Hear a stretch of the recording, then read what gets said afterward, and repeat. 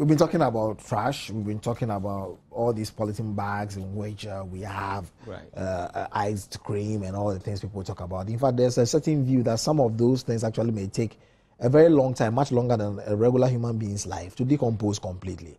And so it's an issue. But for you and where you're coming from, at trashy bags, you've managed to convert this into something useful. How does that work? Well, Trashy Bags is a social enterprise, an NGO that was also born out of the need to clean the environment. And we realized also 4 years ago that there has been this problem also with plastic, especially the water sachet. And that has been a difficulty for just the government alone. So the initiative of Trashy Bags was to, through innovative ways, make recycle plastic into products, make use of what we think is waste into more productive things. We started quite in a small way, and through innovation day in, day out, we are able to make quite a very lot of products now. Apart from bags, we make other stuff that are made from recycled material. Which other stuff? We make like beach mats, we make shower curtains, just anything that you think of that we can stitch plastic together to make. And the important thing also is that apart from just making products, we are cleaning the environment as well. And that was one of our biggest focus from the beginning, that the difficulty is that it's just not enough to tell people that please don't litter, don't throw plastic on the streets or elsewhere. But once they got to know that there's value for plastic, they were willing to collect them. So we have people who collect these on daily basis also because they know there's value for it. And they sell to us. And then through innovation, we make products that we sell to the public, sensitizing them also about environmental problems. Interesting. So you're saying that waste, as we know it, in terms of plastics, is a business. Yeah. And that's what you've made it into. Well, you just talked about NGO. Running this. Did you set it up as an NGO basically to clean up the environment, or is an NGO to do business?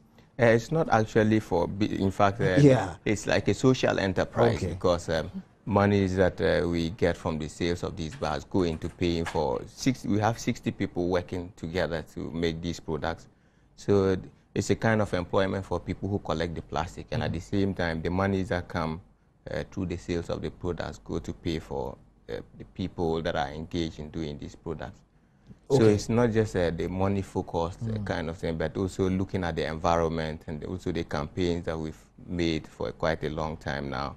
The impact has really been great because apart from just making the products, most of these have already been exported to most places in the world, which also sends a signal out that we can also, through innovation, find solutions to problems that we have with regards to plastic. But so how are you able to do this recycling? Because I don't think that is a common phenomenon in Ghana. Many people know that once the thing is used up, that iced cream has been consumed, that water is drunk up and you left with the sachet, or whatever it is that you collect around the yogurt or all of that. It means dumping it or throwing it away. Recycling, what does that involve? Do you need equipment, you need machinery to do that and to turn it into what do you turn it into? What does it go through? Actually, to understand the perception of people when they litter, we need to go back a few decades to see how packaging was done. And it's interesting that most of the packaging that was done was basically with organic material, like leaves and other stuff. So in quite recent times when there's so much plastic in the system, people still carry that perception that this is like organic material. So people find it difficult to understand that plastic can take as long as 500 to 1,000 years to break down. And that's one of the biggest challenges that we have, also to sensitize people about the need. And if you go to the schools, we've had school tours and school talks with kids doing programs in the area of recycling. And you will see clearly that with the international schools, they get the message so clearly, also because of the exposure that they have out of the country. Their parents, they live in communities where the parents teach them how recycling is done. Their schools carry out recycling projects. But if you look at the local schools that we have here, it's a bit more of a challenge because they do not understand about recycling.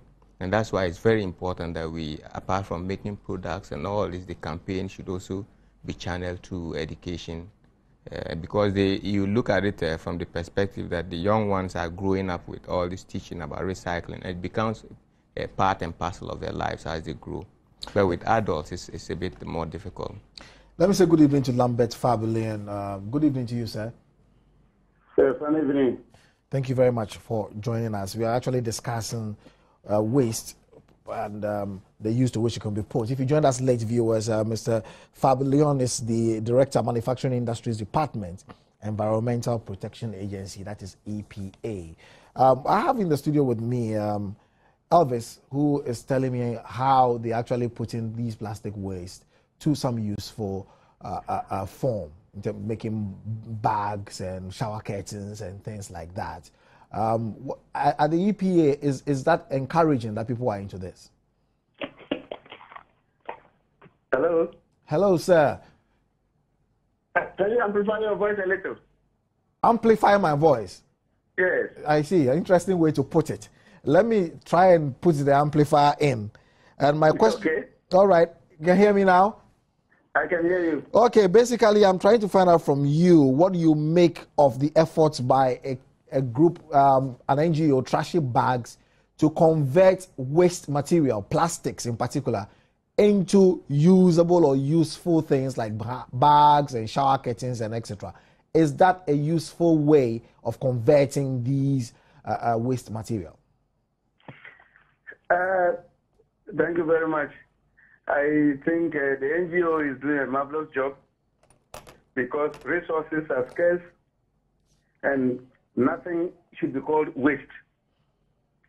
If you call something waste, it is raw material in transition. And I think that if we have to go and take these granules to come and produce this thing, it will cost us energy, it is going to cost us manpower, it's going to cost us so many things. So the recycling that the NGO is doing is a very good job. And I think that for us in the Environment Protection Agency, it is worth noting that at least civil society, NGOs, and others are contributing towards this kind of thing. I think it's a very good thing. And I think the NGO should be encouraged at all costs to be able to recycle plastic. Rather than if they were not doing it, it will become a menace, an eyesore, and as he rightly stated, it takes over 500 years for plastic material to decompose. If we were to have a pile-up of that on our farms, what kind of crop can you grow there? So I think that it is encouraging to hear that the NGO are transforming them into material that are reusable. What we are looking for is how to reuse, to recycle, and reduce what we call waste. And if they are doing so, I think they are adding value to what we generally call waste. But now they are turning them into products, then we can refer to them as raw materials rather than waste. I hope I've answered your question. I think so. But let me ask you, at the Environmental Protection Agency, how seriously do you take recycling? How serious do we take? Recycling. Oh, I think somewhere around 2001, the Environment Protection Agency realized at least what the plastic waste menace will eventually cause. So I think a deliberate policy was put in place to ensure that all plastic manufacturing companies in the country put in place online in-plant recycling plants. And so there are just about a handful of plastic producing companies in this country that don't have on-site online recycling plants. And what that means is that all the steel granules of specifications products that they generate are all recycled in the plants to give you granules. That is the raw material, and they mix it with virgin material to produce the plastics that we see. The problem we have on our hands is not a product that can directly be attributed to the plastic companies, but that is post-consumer problems. Now, the post-consumer problem is that when you take the plastic material, you put either you as a packaging material, then you get to the house, how we dispose of it, that is the problem. So, but as long as the manufacturing component and manufacturing side is concerned, I think there has been a deliberate policy on the part of EPA to ensure that no plastic manufacturing company generates waste at the plant. But we really do have a problem on our hands regarding the disposal of these plastic materials, which you say we should be calling raw materials now, which I agree with.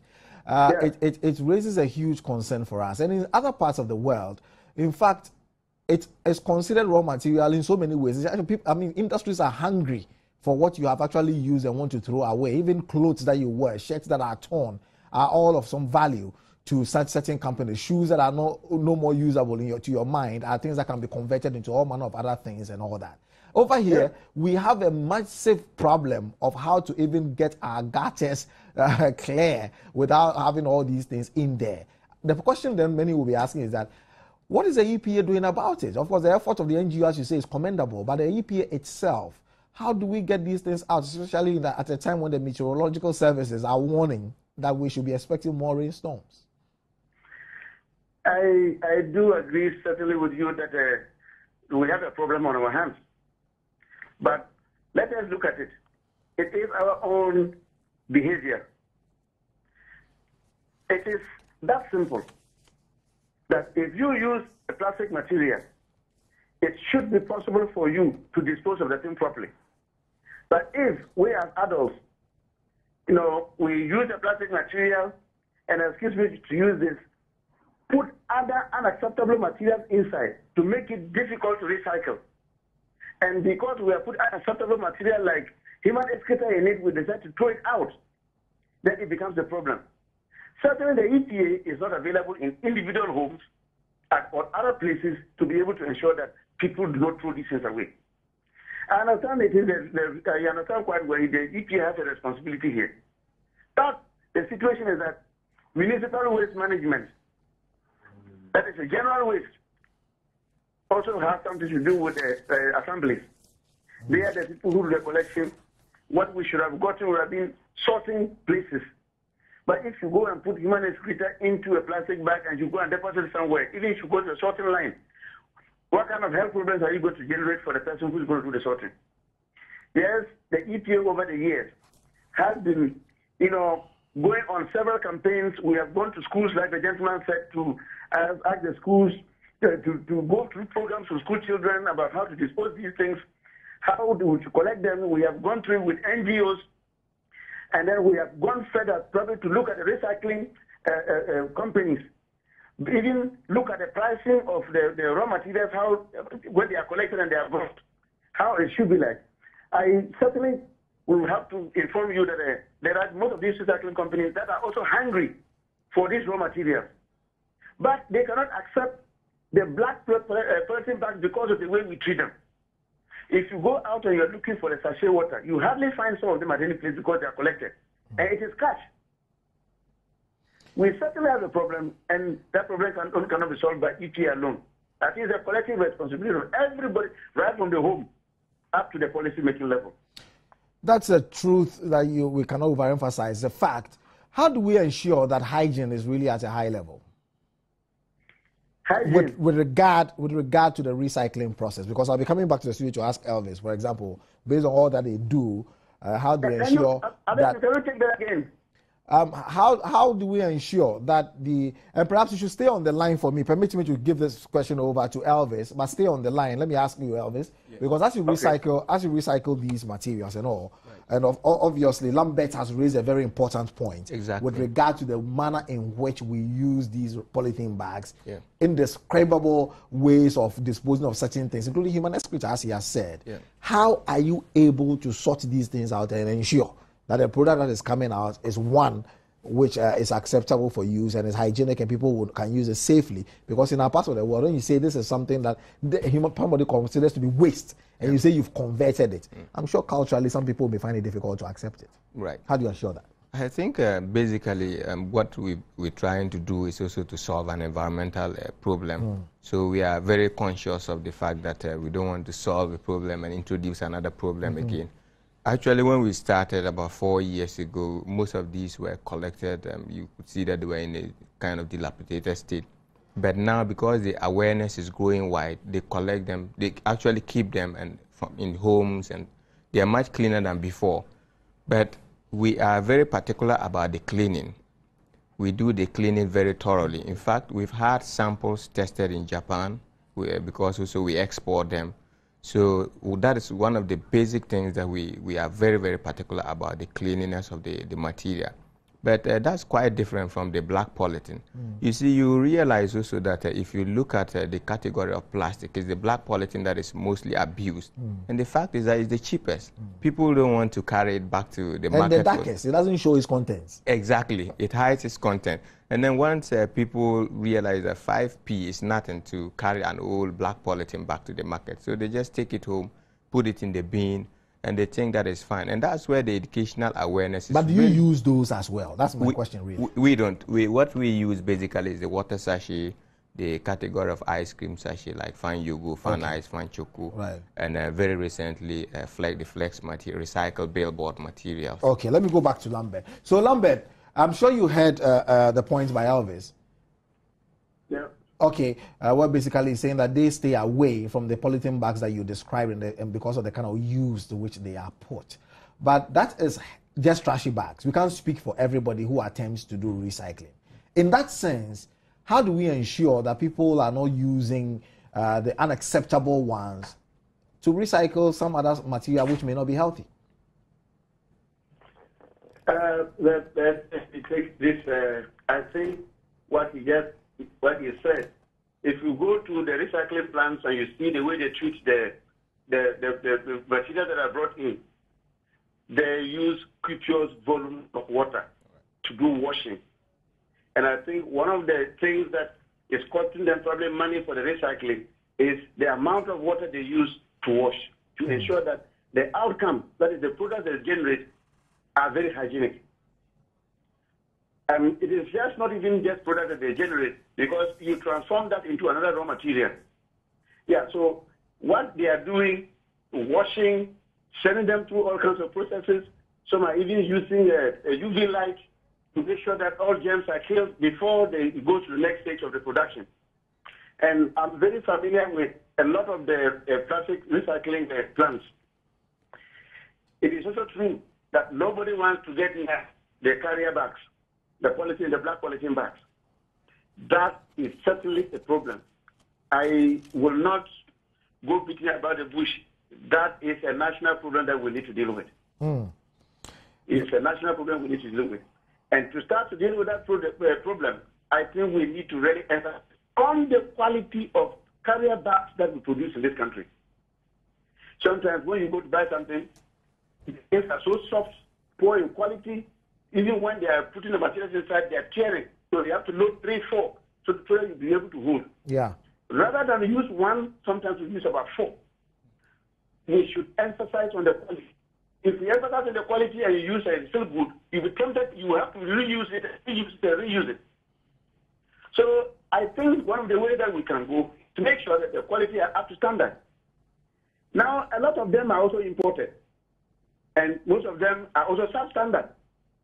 So we actually have to ensure that we cut back on the volumes that are being imported or that are being manufactured by ensuring that high quality carrier bags are produced. If that happens and we keep reusing it, I think we will be reducing the problem by a certain quantum. Who should ensure that? Come again. Whose job is it to ensure the quality So you are that calling for? quality does not rest with the Environmental Protection Agency. So who should ensure it?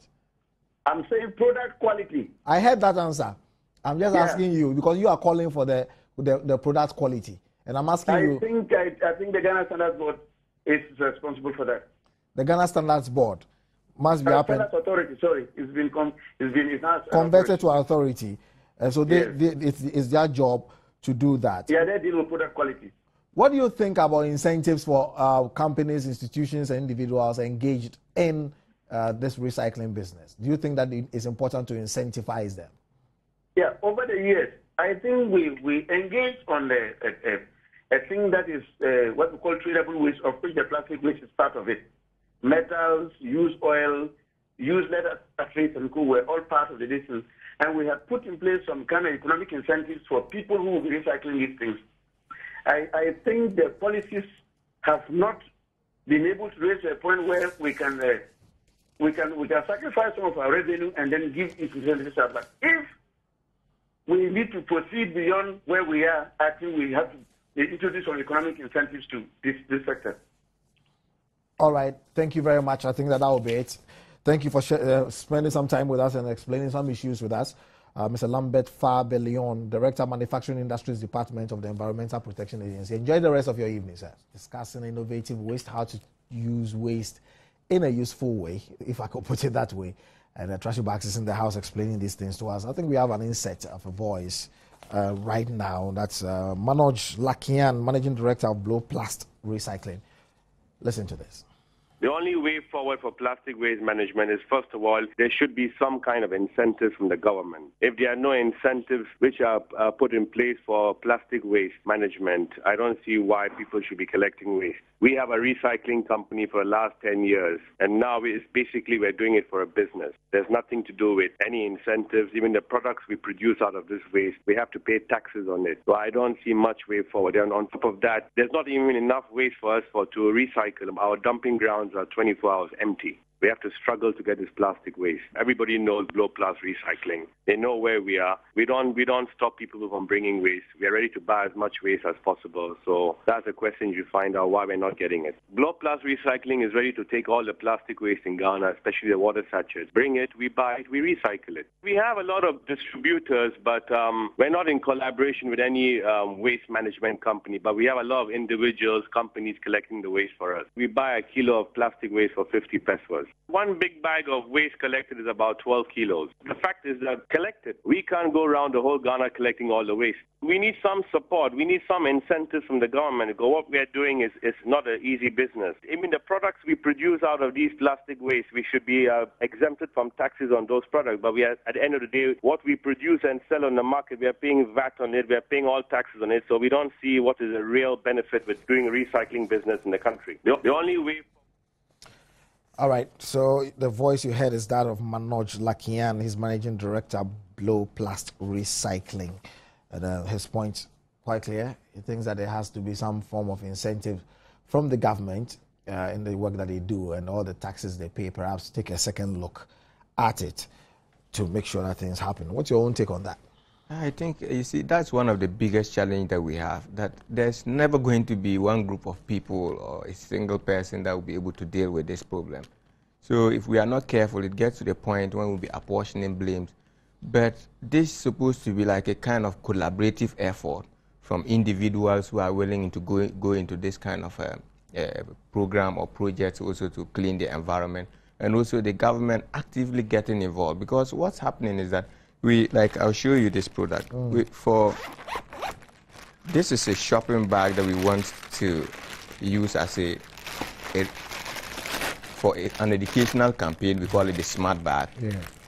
And then our target was to open it up properly so viewers can really see what it is you're showing.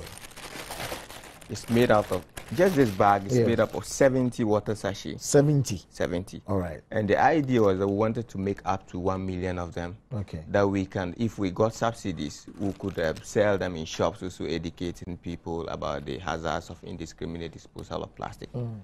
How strong is this bag? How much weight can it carry? It's able to carry up to 20 kilos. Up to 20 kilos? Yes. Okay. These have all been tested. All right.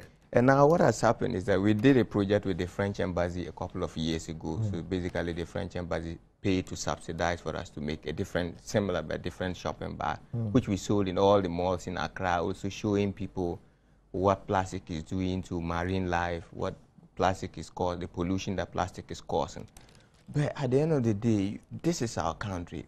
Governments have to get involved. When I say government, I don't mean NDC or MPP, but people who are on top of, at the realm of affairs, who have the power to implement policies, have to actively get involved. And that's one of the biggest challenges that we have.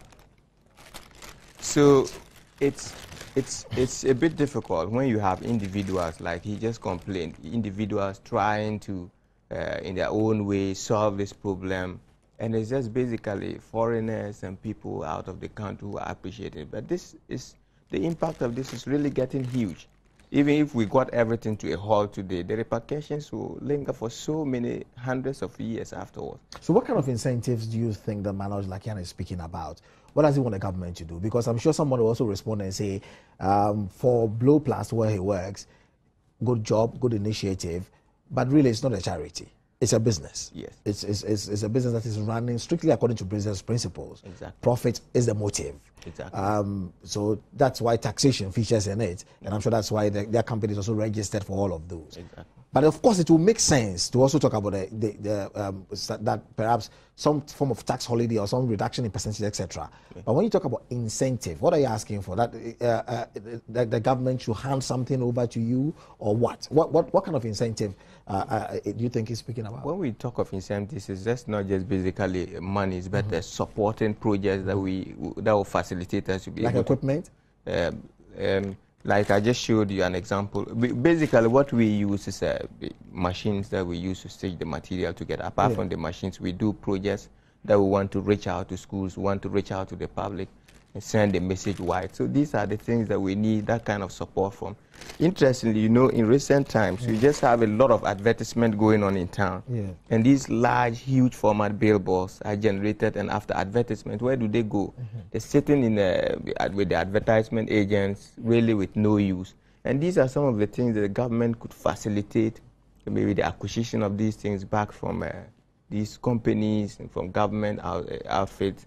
Every day we do programs. But you see, if you talk about billboards, for example, that's an entirely private business. It has nothing to do with the government. It's the Advertisers Agency Association and the Accra Metropolitan Area, if it is within Accra, who own these things. If, for example, the life is gone, is for 2 or 3 or 4 days, the interaction should be with the advertisers, shouldn't it? Yeah. Because they have an association of their own, and they are not controlled or regulated by the government in that sense. Yes. So shouldn't the interaction be with them? Yeah, it should be. Just like I mentioned, that it's a collaborative effort. That's like we've been speaking to some of these stakeholders. Like Vodafone, they have been able to donate back. Farm Ghana as well. They donate back their billboards after use, and it's a positive way forward. They donate it to who?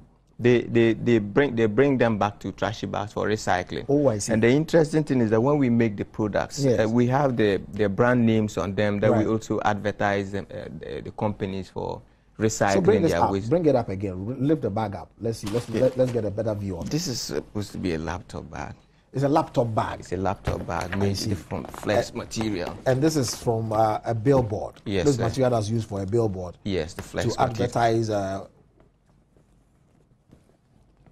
a company. Yeah. This what? From which company is this? This is Vodafone. I see. Yeah, we have some also from Farm Ghana. So open, unzip it.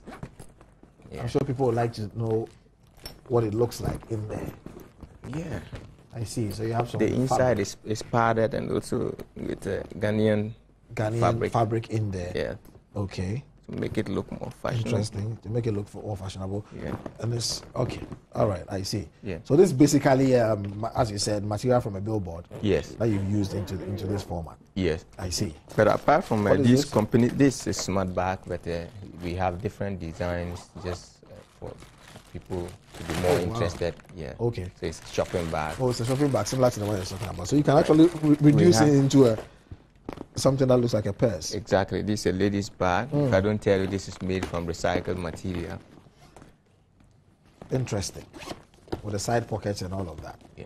So these are what, recycled material? Recycled material, yes. Also from flex material. So when they donate it to you, for example, and it's a huge thing, normally that's what it is. Yeah. You don't just go and cut them into this and sew or stitch? We have a design team, and what we do is that we brainstorm about the patterns of it, whatever designs that we want to, that will come out of that. We do a brainstorming session. Okay. And then we go ahead to look at the features, where we have also the brands, so we make products that will also kind of advertise them.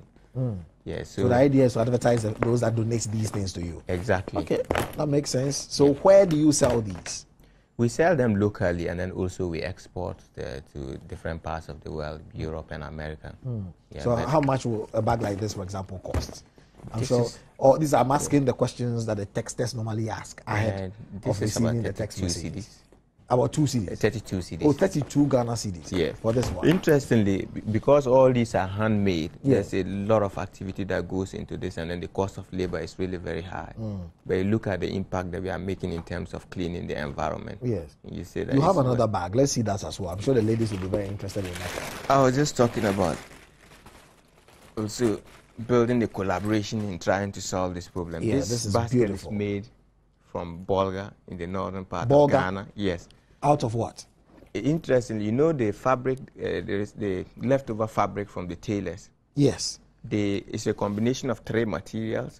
They weave this water sachet right. into strings like that. Okay. Also in combination with the recycled fabric and then the original straw material. So 3 materials together, and it's a very solid bag. Let me see this bag. So Because this bag really looks nice. I mean, this looks like a bag that you take with you to some country out there in Europe or America somewhere, and I'm sure many people will be asking you questions. You'll ask you what designer this is. yes. You need to put trashy on it. That's the designer. Exactly. You know, everybody gets to know what it is. But these are really beautiful, truth be told. Yeah. These are truly beautiful. Okay, this is one of those same The shopping smart bags. bag, yeah. Smart, you call them what? Smart bags. Smart bags. And Okay. we have laptop sleeves. This is made from a water sachet. And the inside is also padded. You know. Yeah. So if we encourage the use of these things, there's appreciation for this. We're using our own waste, and then like Lambert And it will said, definitely create some employment as well, won't it? yes, we have 60 people working to put all these things together, just from our factory, those who are employed directly. But we also have people who are collectors that go around and collect these things. So How does the export system work? Because you said you send it to some other countries. That must also cost you some money. How do you go about it? How much of a viable business is it exporting these? there's also a challenge there because of cost of shipping is expensive.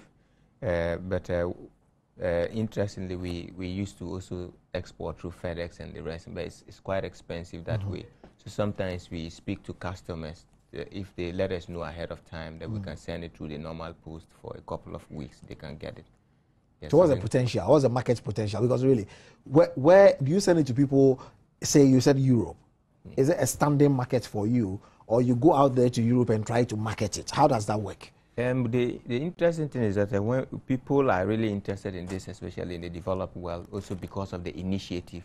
So when people look on our website and they see the initiative that this is cleaning the environment and supporting the environmental problems, Yes. then they are willing to buy it, not just because they want to have a bag, but also because they think that it's a good way of cleaning the environment.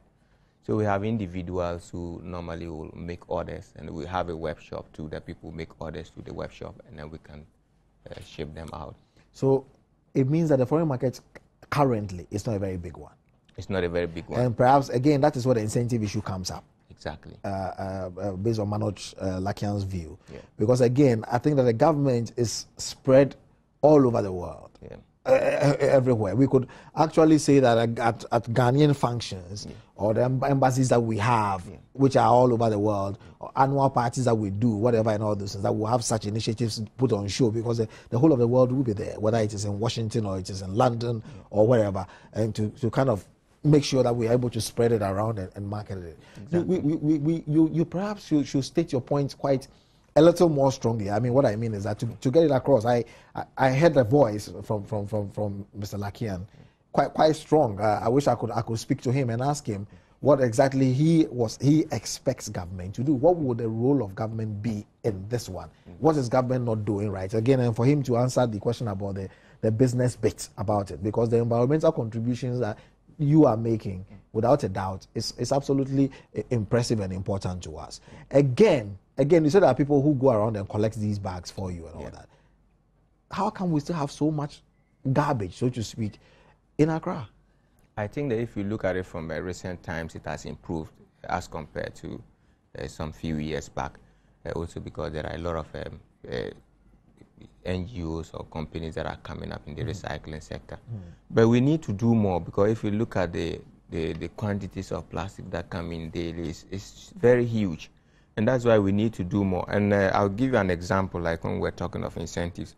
We have this environmental film festival. It comes every year. And we are trying to make these file cases for the program, so that instead of them going to buy more plastic stuff, we could have recycled file cases for the program. But things like that, you need some kind of sponsorship to subsidize the cost of it, because it's labor intensive for us, so it's very expensive.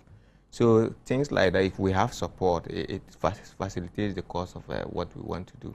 You spoke about the fact that they are handmade. Yes. And I'm also thinking that if you have a bigger market than you have currently, how then will you be able to meet the demands of the market? Would you want to move on to a different level in terms of improved equipment, machinery and all that? Or you'd rather have numbers, more numbers, take more people off the streets perhaps and all that, so that they can be actively engaged? Which is your preferred choice in this matter? For instance, I'll just show you the smart bag, for instance. What we did was that to be able to make so many of these, we actually also working with CHF. We thought it was a good idea to have centers out of where we are, so we can outsource from those centers.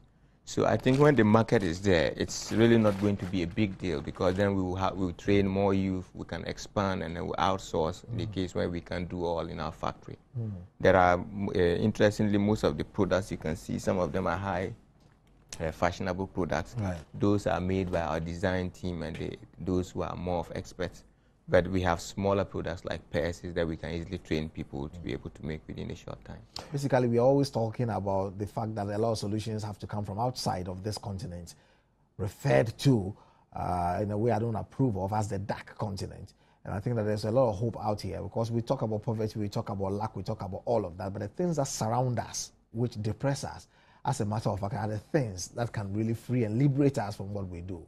Because really, how is it that just 4 years ago, we've all been complaining about the trash, the waste, and all of that. Tonight, I just actually had some ice cream on my way to the studio. You should ask me what happened to the wrapper. It's in the side pocket of my car door, because I'll take it back home and put it in my trash bin. But I can't say the same for most of you watching me now, because I'm sure many people would have just rolled down the windows on their vehicles and just flung it out, which is not the right way to go. So we have a lot to do as far as this is concerned. And it's a great initiative that Trashy Bags has really brought. And I definitely should ask you, because I'm sure that some people out there who are saying, wow, great initiatives, fine, it's fantastic. How do I lay hands on this? I'm sure that many people who would buy these products, if they can have an easy access to it, go to any supermarket and it's up there, they will pick it. But how would they get it? Because for me, this is the first time I'm coming into such close proximity to your product, even though I think it's a great initiative. How do people just get it and buy it? Yeah. I think our showroom is actually in Jowulu. Jowulu. Yes, and then we sell also in Game Alakramo. Yes, even though it's a limited variety there. But most of the products that we make are sold in the showroom, and then sometimes when we have public programs like bazaars, yeah, we do go to sell out. And we are very grateful for the media also. That is how, like you just said, that this is your first time of hearing this. It's all because our priority, you know, we spend so much airtime, it's politics, and everything that we do is on the environment. So if the environment is sick, it affects every endeavor of human life. Good point. And that's why we are hoping that the media will also spread the message, and then we will be more in the public domain, that people will appreciate what we are doing and also get involved. We have some few messages here. You can still send some more if you can do it within the 7 minutes or so that we have till we get out of the studio. Amwatin Kusi says that the government needs to do more in terms of recycling of plastic waste, considering that there's so much filth in Accra. Mumuni Rashid, I am happy that this waste issue has come to your notice. First of all, we do not have waste bins on our streets, and that makes collection tedious. It's about time that the government, in collaboration with the NGOs, clean our environment and also produce plastic goods through recycling. I'm sure you're talking about these kinds of things. And that's a very legitimate point that this person raises about plastic waste. Because I remember that the late 90s, when I was a student of the University of Ghana, Legon, everywhere you turned, we had some plastic bins out there. And all you had to do was to step on some kind of a lever. It opens up and you throw it in. Yeah. I've been back to places like that recently, and I haven't found that those things are still there. And if they are, then they don't have the same numbers that they used to have. Because previously, everywhere you turned, there was one there, whether N1 or whatever block or whatever. Yeah. So I think that the waste bin phenomenon is also a problem. We don't also sort out.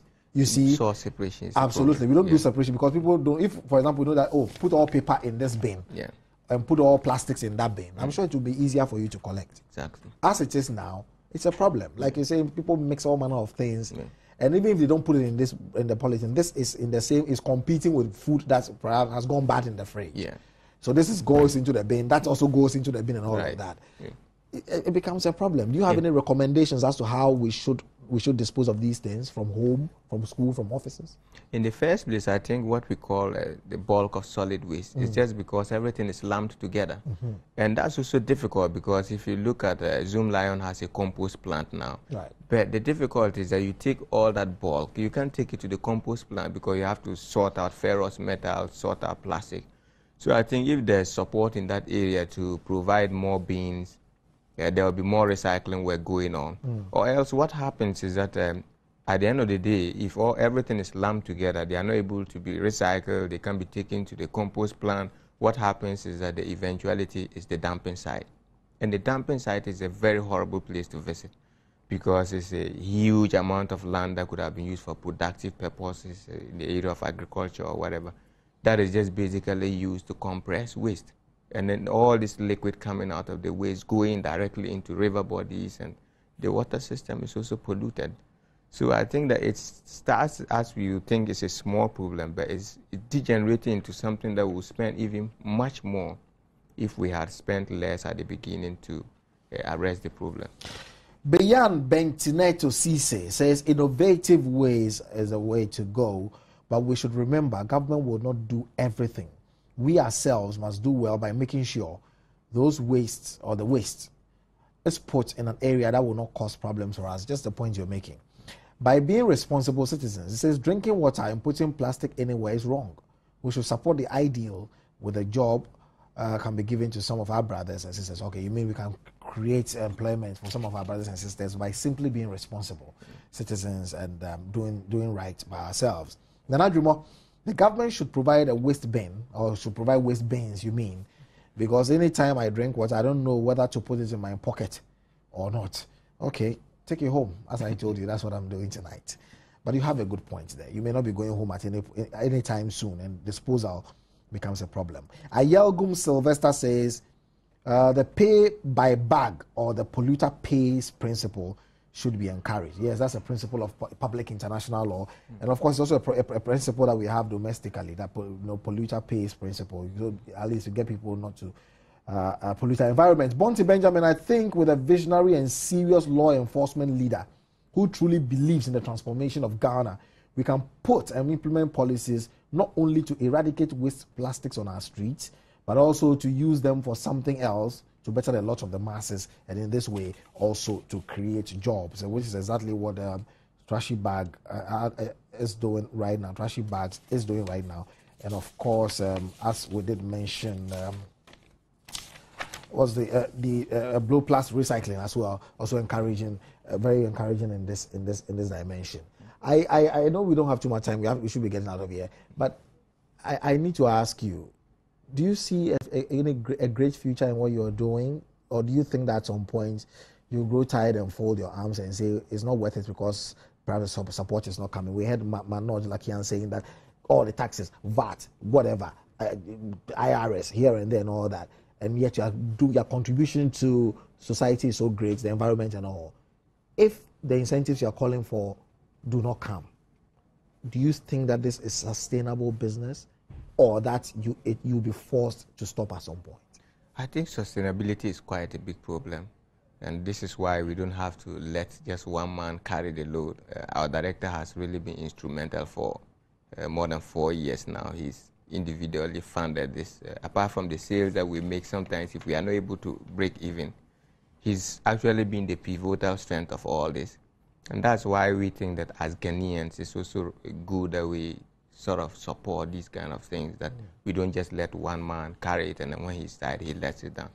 Because in any case, we will always come back to deal with environmental problems, and the earlier we deal with them, the better for us all. The earlier we deal with them, the better for us all. But you're saying that sustainability may well be a problem, and that is dangerous. Could you show people perhaps where your showroom is? You said it's in Jowolo. Which part of Jowolo? Because really, I have a strong feeling that there are people out there who are asking themselves how they can find you. Where in Jowolo can your office be located? In Jowolo, if you are coming from 37 at the Word Miracle Church traffic, your first right That's turn, the Jowolo Junction. the Jowolo Junction, Yes. is you turn right and is the second turn on your left. Or you turn right, second turn on your left. Yes, Right there in Jowolo. right there. So you have these things on ready sale in that place. Right. We have a showroom and also a workshop where we have tourists and people coming in daily for a tour. So we take them on a tour to show them the procedure of manufacture and what we are doing, the initiative behind the trashy bars. We show documentaries, environmentally related documentaries. Yes, so it's a lot of activity that goes on. What if somebody is also interested and wants to get into this? How can they benefit from your expertise? You mean? They're interested. They also want to get into recycling. They also want to help the environment. Yeah. They've seen that you've taken the lead. Can they learn from you? Can you train them? What happens? Or do they have to join you? There are two ways. There are others that join us directly, and there are others, like I told you, with CHF that we trained these youth that are into 3 different centers. We have some in Aveno, in Nima, and Jamestown that are producing the smart bags that we outsource from them. Okay. Yes. So people can come and get trained. Yeah, we do that. Those that come to us directly are those that are employed to work there permanently. Yes. And then in the situations where we are not able to employ, we still engage them with the outsourced centers. You engage them with the outsourced centers in there, but they can't come and learn from you for say 6 months, get a training certificate, and go and start their own recycling process, perhaps in some other parts of the country. Well, it's possible. It's possible. Yeah, it's all a matter of engagement. The biggest thing that we want to do is that we make sure that Mother Ghana is clean eventually.